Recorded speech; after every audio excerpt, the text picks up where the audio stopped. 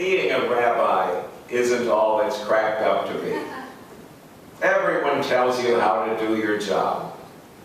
If I lead a wedding or a funeral, a bar mitzvah or a baby naming, there's a particular way I like to do it. I love my shtick. But often, the family tells me they want it a different way. They have their own ideas. Can you believe it? The nerve of them overriding my professional instincts. If they're so smart, why aren't they rabbis? As you can see, I have a terrible attitude. Maybe you can help me work on that. Of course, the customer is always right. They're paying. I get a little nervous if I'm not allowed to do it my own way, but that's life. Put on your big boy pants and deal with it. Sometimes the congregant wants last-minute changes to a program already carefully timed and tabulated. Sometimes the congregant wants something that doesn't make a lot of sense, like a key role for someone not physically present. Uncle Irv is attending by Skype, but he's going to pour the wine. Still, it's their milestone. My responsibility is to try and satisfy them. 5 minutes after the event, I won't care anymore, but they'll remember the experience, good or bad, to their dying day. So why can't I just get over myself? Is there anyone in Scripture as dysfunctional as me? Oh yes. This week, Jews around the world are reading about Moses striking the water rock at Meribah. The Israelites are thirsty. God tells Moses to talk to a special rock that gives water, but Moses hits the rock with his staff twice. Water comes out, but God is angry with Moses. Just for that, Moses never gets to set foot in the promised land. That's his punishment. This story appears in Numbers chapter 20, but there's a very similar story back in Exodus chapter 17. In the Exodus version, God tells Moses to hit the rock, so he hits it, and that's fine. But in the Numbers version, God tells Moses to speak to the rock, and Moses errs by hitting it twice. For Christian commentators, the rock was Christ.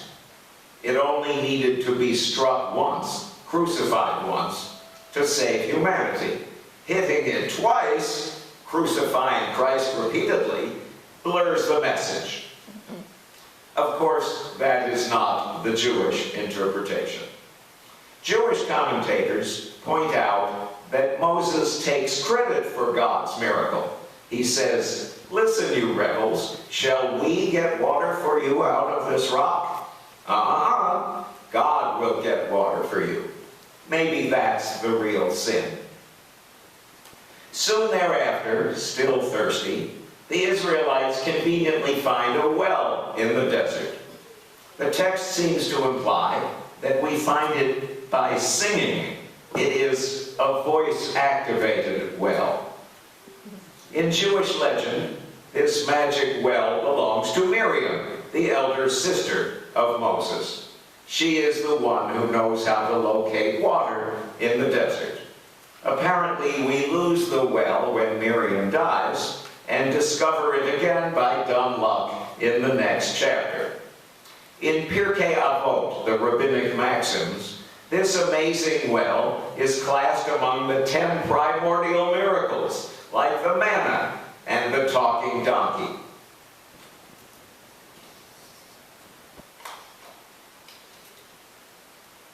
There's a lot about water in the Bible.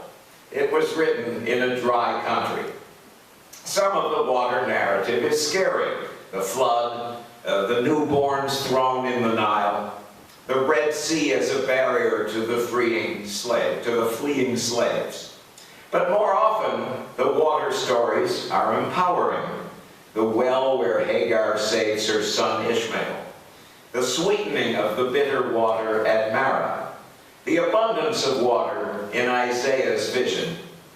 In the desert, water is mysterious, surprising, but also providential. The way you deal with water is the way you deal with life. Miriam has something important to teach us here. She is one of the Bible's grandes dames. Along with Deborah and Huldah, Miriam is among the few women explicitly called prophets in the Scripture.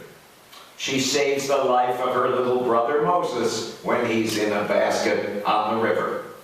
And she leads the Israelite women in song and dance at the shore of the Red Sea. Moses, Aaron, and Miriam, the three siblings, are listed together as the team that liberates Israel.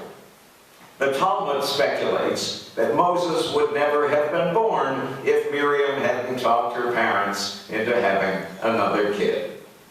The Bible doesn't mention a husband or children for Miriam, but the rabbis decided that Miriam is the wife of Caleb, the brave scout from the tribe of Judah, and that David is their descendant. So that's our water heroine. Modern Jewish feminists have reclaimed Miriam in a big way, writing books and songs about her and trying to follow in her footsteps. If you've ever been to a Passover Seder, you know it's a holiday feast with symbolic foods. Matzah crackers for the crackling haste with which we left Egypt. Bitter herbs for the harsh taste of slavery. A fruit and nut condiment resembling mortar for our technique in building Pharaoh's store cities. And a goblet of wine for the boozy prophet Elijah. One of our new Seder traditions is a cup of water for the prophet Miriam, because her special talent is keeping us hydrated.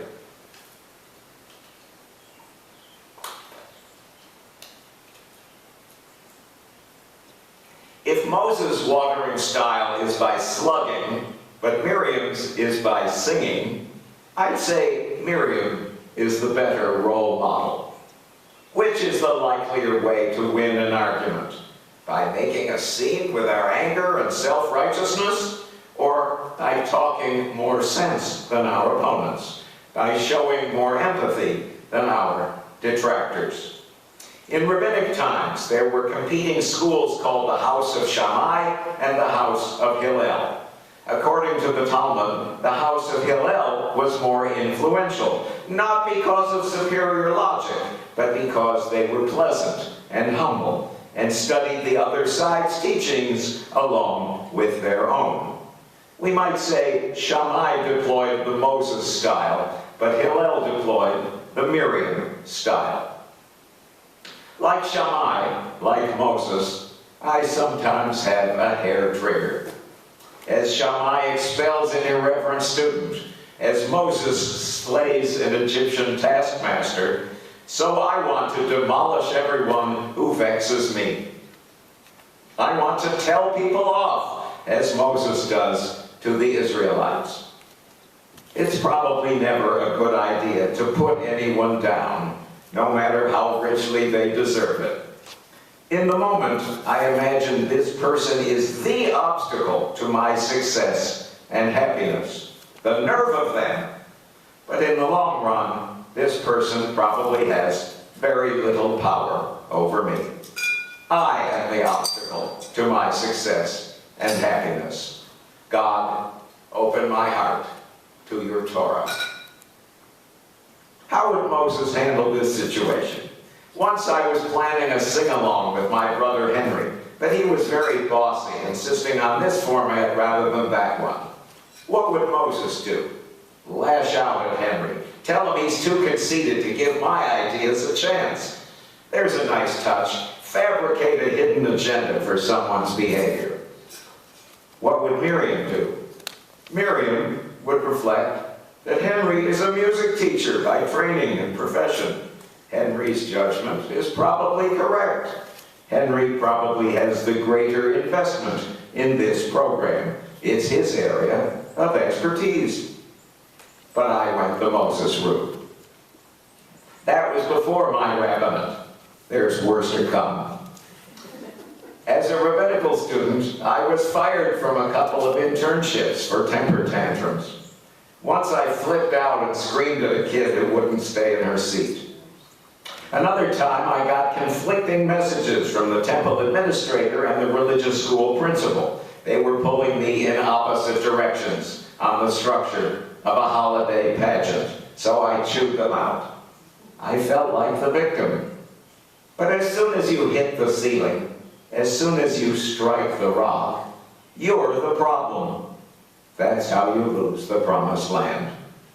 Miriam could have navigated those challenges more successfully. I used the Moses approach. How about this riddle? A Jewish baby naming is supposed to spotlight the sandak, the family elder who holds the infant during the prayers. A few years ago, one family begged me to include two sandakim, the two grandfathers. The trouble was, one grandfather held the baby the whole time. He didn't pass the kid to the other grandfather at the halfway point. He probably didn't know when it was the halfway point. That's why there should only be one sandak. Now, Moses would fume that there's a reason for the tradition. People try and improve on the procedure and then blame the rabbi when it doesn't work. Aren't they fools? Miriam would think it through ahead of time, anticipate the snag, and tell Grandpa Benny when to hand the youngster to Grandpa Nat. Too bad I didn't do it Miriam's way.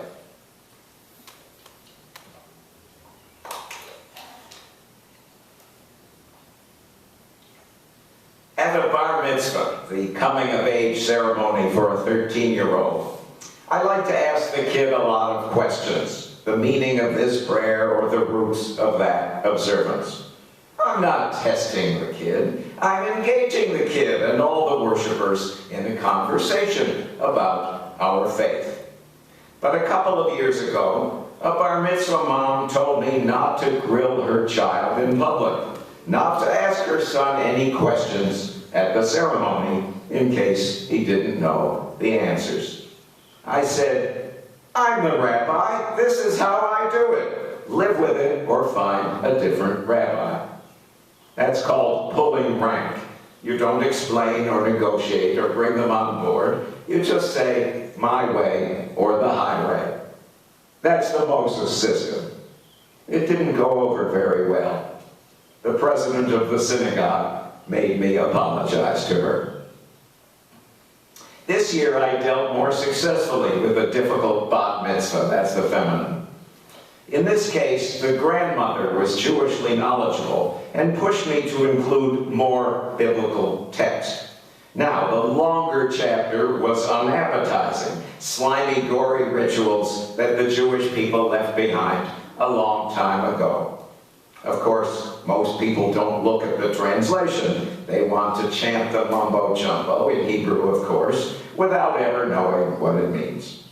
So I said, fine, we'll perform the fuller passage, and I sent her a draft of the service leaflet with all the additional material in Hebrew and English. Once she saw how icky the reading was, she decided not to present this on her granddaughter's big day. Score me a point for winning through mellow. That's the Miriam method. Moving from family occasions to national issues, I'm worried about the times we're living in. The Moses approach is dominant. The Miriam style is forgotten. On the internet, people flame you if you say anything they disagree with. In politics, the country is becoming ungovernable. Everyone hits the rock. No one sings to the well. Like Moses, we think our violation of norms is justified by extreme circumstances. Then others do likewise, and the norms fade into oblivion. In Genesis, you may recall, Jacob deceives Isaac to cancel the perks of the firstborn, for a good reason. A couple of chapters later, Laban deceives Jacob to uphold the perks of the firstborn. He has a good reason too. This is called tit for tat. It's hell on relationships. You forgot to mail the rent. Well, you forgot to put gas in the car. No connection. Why bring that up? In politics, the same thing is called whataboutism.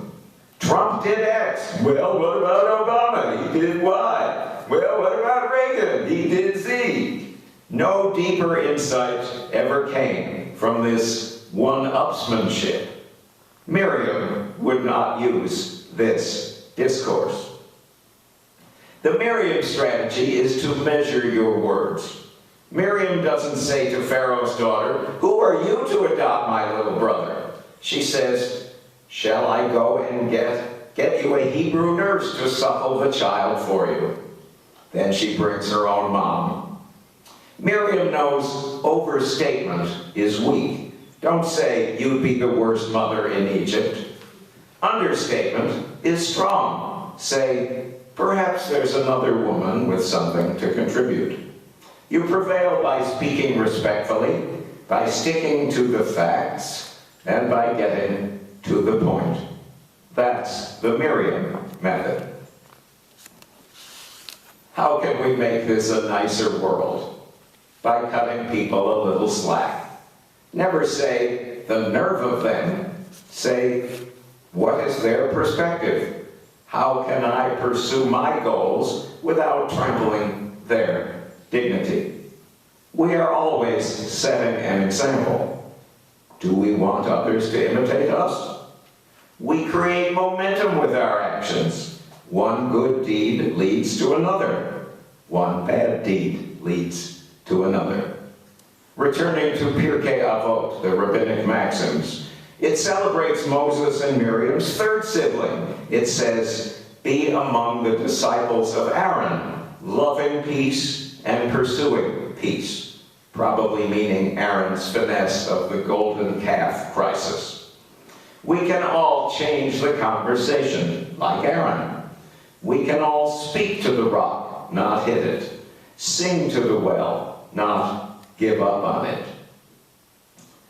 Once upon a time, God said, "Let there be light," and there was light. If God could talk the world into being, we can talk the world into smiling. Kei yehi ratzon, so may it be, heaven's will.